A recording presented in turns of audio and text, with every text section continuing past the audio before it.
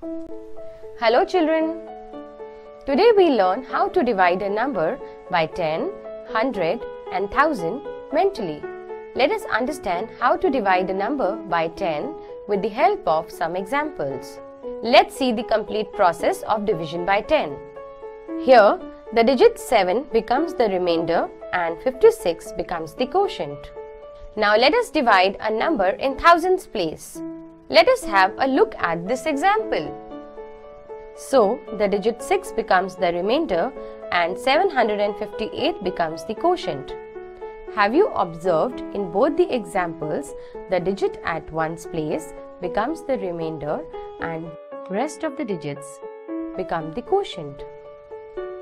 Similarly, when we divide 5683 by 10, the digit 3 in the ones place will become the remainder and rest of the digits, that is 568, will become the quotient. Now, let us understand division by 100. Have a look at this process. So, 69 becomes the remainder and 85 becomes the quotient. When a number is divided by 100, the digits at the ones place and tens place become the remainder and the digits at the other places become the quotient.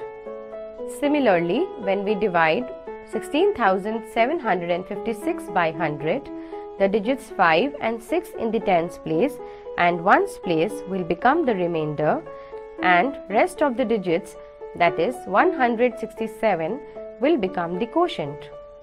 Division by 1000. Can you guess, if we divide a large number with 1000, what will be the quotient and remainder? Let us have a look at this process. Yes, you are right. 572 becomes the remainder and 28 becomes the quotient. So, when a number is divided by 1000, the digits at ones place, tens place and 100 place become the remainder and rest of the digits become the quotient. Now, let us observe what happens when we divide a common number by 10, 100 and 1000 mentally.